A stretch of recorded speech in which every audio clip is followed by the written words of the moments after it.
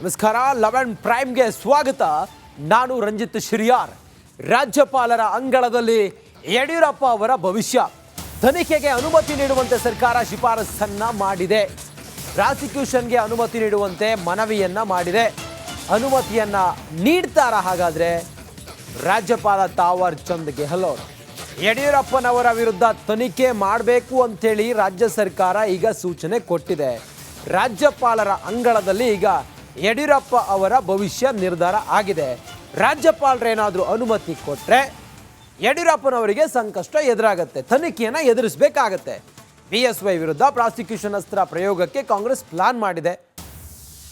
ರಾಜ್ಯಪಾಲರು ಏನು ಮಾಡ್ತಾರೆ ಅನ್ನೋದೇ ಕುತೂಹಲ.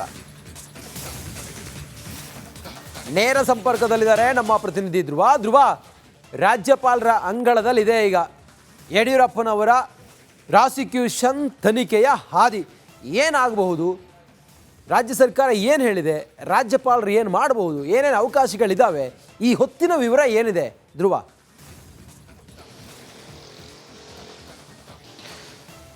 ಎಸ್ ರಂಜಿತ್, ಮುಖ್ಯವಾಗಿ ಸಿಎಂ ವಿರುದ್ಧ ಮೂಢ ಅಸ್ತ್ರ ಪ್ರಯೋಗಿಸ್ತಾ ಇದ್ದ ಹಾಗೆ ಕಾಂಗ್ರೆಸ್ ಸರ್ಕಾರ ಕೂಡ ಅಲರ್ಟ್ ಆಯಿತು.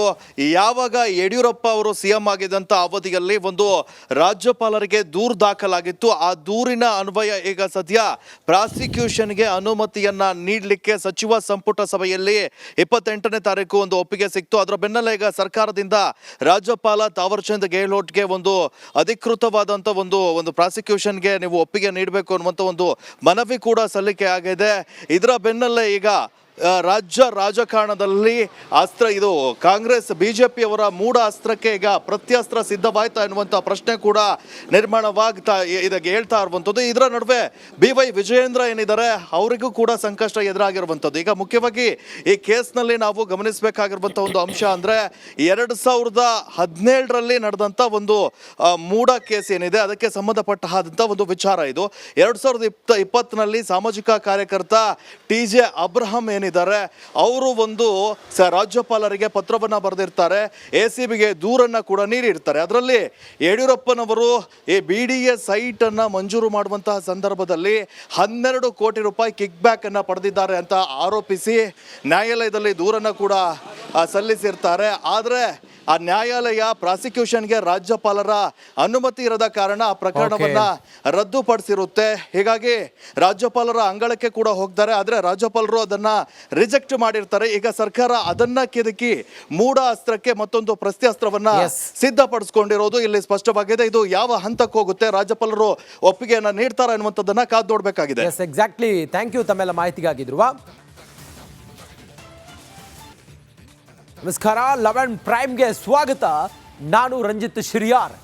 ರಾಜ್ಯಪಾಲರ ಅಂಗಳದಲ್ಲಿ ಯಡಿಯೂರಪ್ಪ ಅವರ ಭವಿಷ್ಯ ತನಿಖೆಗೆ ಅನುಮತಿ ನೀಡುವಂತೆ ಸರ್ಕಾರ ಶಿಫಾರಸನ್ನ ಮಾಡಿದೆ. ಪ್ರಾಸಿಕ್ಯೂಷನ್ಗೆ ಅನುಮತಿ ನೀಡುವಂತೆ ಮನವಿಯನ್ನ ಮಾಡಿದೆ.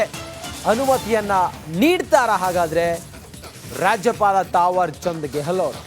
ಯಡಿಯೂರಪ್ಪನವರ ವಿರುದ್ಧ ತನಿಖೆ ಮಾಡಬೇಕು ಅಂತೇಳಿ ರಾಜ್ಯ ಸರ್ಕಾರ ಈಗ ಸೂಚನೆ ಕೊಟ್ಟಿದೆ.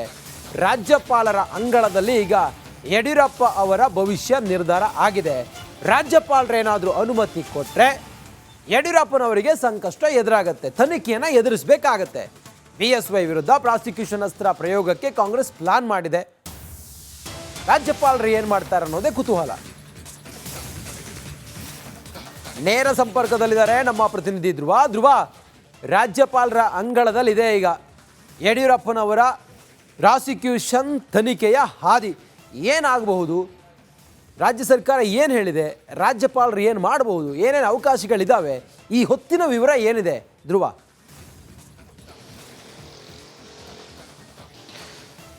ಎಸ್ ರಂಜಿತ್, ಮುಖ್ಯವಾಗಿ ಸಿಎಂ ವಿರುದ್ಧ ಮೂಢ ಅಸ್ತ್ರ ಪ್ರಯೋಗಿಸ್ತಾ ಇದ್ದ ಹಾಗೆ ಕಾಂಗ್ರೆಸ್ ಸರ್ಕಾರ ಕೂಡ ಅಲರ್ಟ್ ಆಯಿತು.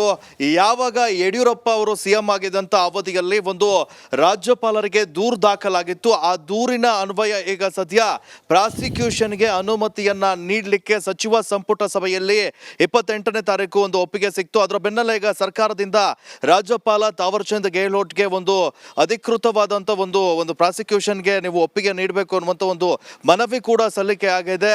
ಇದರ ಬೆನ್ನಲ್ಲೇ ಈಗ ರಾಜ್ಯ ರಾಜಕಾರಣದಲ್ಲಿ ಅಸ್ತ್ರ ಇದು ಕಾಂಗ್ರೆಸ್ ಬಿಜೆಪಿಯವರ ಮೂಢ ಅಸ್ತ್ರಕ್ಕೆ ಈಗ ಪ್ರತ್ಯಸ್ತ್ರ ಸಿದ್ಧವಾಯ್ತಾ ಎನ್ನುವಂಥ ಪ್ರಶ್ನೆ ಕೂಡ ನಿರ್ಮಾಣವಾಗ್ತಾ ಇದಕ್ಕೆ ಹೇಳ್ತಾ ಇರುವಂಥದ್ದು. ಇದರ ನಡುವೆ BY ವಿಜಯೇಂದ್ರ ಏನಿದ್ದಾರೆ ಅವರಿಗೂ ಕೂಡ ಸಂಕಷ್ಟ ಎದುರಾಗಿರುವಂಥದ್ದು. ಈಗ ಮುಖ್ಯವಾಗಿ ಈ ಕೇಸ್ನಲ್ಲಿ ನಾವು ಗಮನಿಸಬೇಕಾಗಿರುವಂಥ ಒಂದು ಅಂಶ ಅಂದರೆ 2017ರಲ್ಲಿ ನಡೆದಂಥ ಒಂದು ಮೂಢ ಕೇಸ್ ಏನಿದೆ ಅದಕ್ಕೆ ಸಂಬಂಧಪಟ್ಟ ಒಂದು ವಿಚಾರ ಇದು. 2020ನಲ್ಲಿ ಸಾಮಾಜಿಕ ಕಾರ್ಯಕರ್ತ TJ ಅಬ್ರಹಂ ಏನಿದ್ದಾರೆ ಅವರು ಒಂದು ರಾಜ್ಯಪಾಲರಿಗೆ ಪತ್ರವನ್ನ ಬರೆದಿರ್ತಾರೆ, ACBಗೆ ದೂರನ್ನ ಕೂಡ ನೀಡಿರ್ತಾರೆ. ಅದರಲ್ಲಿ ಯಡಿಯೂರಪ್ಪನವರು ಈ BDA ಸೈಟ್ ಅನ್ನ ಮಂಜೂರು ಮಾಡುವಂತಹ ಸಂದರ್ಭದಲ್ಲಿ 12 ಕೋಟಿ ರೂಪಾಯಿ ಕಿಕ್ ಬ್ಯಾಕ್ ಅನ್ನ ಪಡೆದಿದ್ದಾರೆ ಅಂತ ಆರೋಪಿಸಿ ನ್ಯಾಯಾಲಯದಲ್ಲಿ ದೂರನ್ನ ಕೂಡ ಸಲ್ಲಿಸಿರ್ತಾರೆ. ಆದರೆ ಆ ನ್ಯಾಯಾಲಯ ಪ್ರಾಸಿಕ್ಯೂಷನ್ಗೆ ರಾಜ್ಯಪಾಲರ ಅನುಮತಿ ಇರದ ಕಾರಣ ಆ ಪ್ರಕರಣವನ್ನ ರದ್ದುಪಡಿಸಿರುತ್ತೆ. ಹೀಗಾಗಿ ರಾಜ್ಯಪಾಲರ ಅಂಗಳಕ್ಕೆ ಕೂಡ ಹೋಗ್ತಾರೆ, ಆದರೆ ರಾಜ್ಯಪಾಲರು ಅದನ್ನ ರಿಜೆಕ್ಟ್ ಮಾಡಿರ್ತಾರೆ. ಈಗ ಸರ್ಕಾರ ಅದನ್ನ ಕೆದಕಿ ಮೂಢ ಅಸ್ತ್ರಕ್ಕೆ ಮತ್ತೊಂದು ಪ್ರತ್ಯಸ್ತ್ರವನ್ನ ಸಿದ್ಧಪಡಿಸಿಕೊಂಡಿರೋದು ಇಲ್ಲಿ ಸ್ಪಷ್ಟವಾಗಿದೆ. ಇದು ಯಾವ ಹಂತಕ್ಕೆ ಹೋಗುತ್ತೆ, ರಾಜ್ಯಪಾಲರು ಒಪ್ಪಿಗೆಯನ್ನ ನೀಡ್ತಾರ ಅನ್ನುವಂಥದ್ದನ್ನ ಕಾದು ನೋಡಬೇಕಾಗಿದೆ. ಎಕ್ಸಾಕ್ಟ್ಲಿ. ಥ್ಯಾಂಕ್ ಯು ತಮ್ಮೆಲ್ಲ ಮಾಹಿತಿಗಾಗಿ ಧ್ರುವ. ನಮಸ್ಕಾರ, 11 ಪ್ರೈಮ್ಗೆ ಸ್ವಾಗತ. ನಾನು ರಂಜಿತ್ ಶಿರಿಯಾರ್. ರಾಜ್ಯಪಾಲರ ಅಂಗಳದಲ್ಲಿ ಯಡಿಯೂರಪ್ಪ ಅವರ ಭವಿಷ್ಯ ತನಿಖೆಗೆ ಅನುಮತಿ ನೀಡುವಂತೆ ಸರ್ಕಾರ ಶಿಫಾರಸನ್ನ ಮಾಡಿದೆ. ಪ್ರಾಸಿಕ್ಯೂಷನ್ಗೆ ಅನುಮತಿ ನೀಡುವಂತೆ ಮನವಿಯನ್ನ ಮಾಡಿದೆ. ಅನುಮತಿಯನ್ನ ನೀಡ್ತಾರ ಹಾಗಾದ್ರೆ ರಾಜ್ಯಪಾಲ ತಾವರ್ ಚಂದ್ ಗೆಹ್ಲೋಟ್? ಯಡಿಯೂರಪ್ಪನವರ ವಿರುದ್ಧ ತನಿಖೆ ಮಾಡಬೇಕು ಅಂತೇಳಿ ರಾಜ್ಯ ಸರ್ಕಾರ ಈಗ ಸೂಚನೆ ಕೊಟ್ಟಿದೆ. ರಾಜ್ಯಪಾಲರ ಅಂಗಳದಲ್ಲಿ ಈಗ ಯಡಿಯೂರಪ್ಪ ಅವರ ಭವಿಷ್ಯ ನಿರ್ಧಾರ ಆಗಿದೆ. ರಾಜ್ಯಪಾಲರೇನಾದರೂ ಅನುಮತಿ ಕೊಟ್ಟರೆ ಯಡಿಯೂರಪ್ಪನವರಿಗೆ ಸಂಕಷ್ಟ ಎದುರಾಗುತ್ತೆ, ತನಿಖೆಯನ್ನು ಎದುರಿಸಬೇಕಾಗತ್ತೆ. BSY ವಿರುದ್ಧ ಪ್ರಾಸಿಕ್ಯೂಷನ್ ಅಸ್ತ್ರ ಪ್ರಯೋಗಕ್ಕೆ ಕಾಂಗ್ರೆಸ್ ಪ್ಲಾನ್ ಮಾಡಿದೆ. ರಾಜ್ಯಪಾಲರು ಏನು ಮಾಡ್ತಾರೆ ಅನ್ನೋದೇ ಕುತೂಹಲ. ನೇರ ಸಂಪರ್ಕದಲ್ಲಿದ್ದಾರೆ ನಮ್ಮ ಪ್ರತಿನಿಧಿ ಧ್ರುವ. ರಾಜ್ಯಪಾಲರ ಅಂಗಳದಲ್ಲಿದೆ ಈಗ ಯಡಿಯೂರಪ್ಪನವರ ಪ್ರಾಸಿಕ್ಯೂಷನ್ ತನಿಖೆಯ ಹಾದಿ. ಏನಾಗಬಹುದು?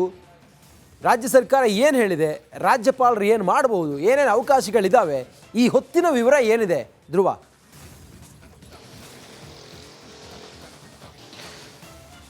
ರಂಜಿತ್, ಮುಖ್ಯವಾಗಿ CM ವಿರುದ್ಧ ಮೂಢ ಅಸ್ತ್ರ ಪ್ರಯೋಗಿಸ್ತಾ ಇದ್ದ ಹಾಗೆ ಕಾಂಗ್ರೆಸ್ ಸರ್ಕಾರ ಕೂಡ ಅಲರ್ಟ್ ಆಯಿತು.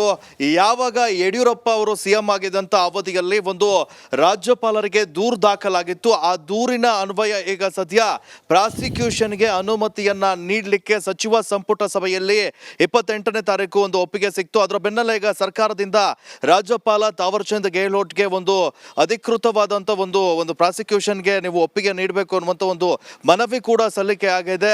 ಇದರ ಬೆನ್ನಲ್ಲೇ ಈಗ ರಾಜ್ಯ ರಾಜಕಾರಣದಲ್ಲಿ ಇದು ಕಾಂಗ್ರೆಸ್ ಬಿಜೆಪಿಯವರ ಮೂಢ ಅಸ್ತ್ರಕ್ಕೆ ಈಗ ಪ್ರತ್ಯಸ್ತ್ರ ಸಿದ್ಧವಾಯ್ತಾ ಎನ್ನುವಂಥ ಪ್ರಶ್ನೆ ಕೂಡ ನಿರ್ಮಾಣವಾಗ್ತಾ ಇದಕ್ಕೆ ಹೇಳ್ತಾ ಇರುವಂಥದ್ದು. ಇದರ ನಡುವೆ BY ವಿಜಯೇಂದ್ರ ಏನಿದ್ದಾರೆ ಅವರಿಗೂ ಕೂಡ ಸಂಕಷ್ಟ ಎದುರಾಗಿರುವಂಥದ್ದು. ಈಗ ಮುಖ್ಯವಾಗಿ ಈ ಕೇಸ್ನಲ್ಲಿ ನಾವು ಗಮನಿಸಬೇಕಾಗಿರುವಂಥ ಒಂದು ಅಂಶ ಅಂದರೆ 2017ರಲ್ಲಿ ನಡೆದಂಥ ಒಂದು ಮೂಢ ಕೇಸ್ ಏನಿದೆ ಅದಕ್ಕೆ ಸಂಬಂಧಪಟ್ಟ ಒಂದು ವಿಚಾರ ಇದು.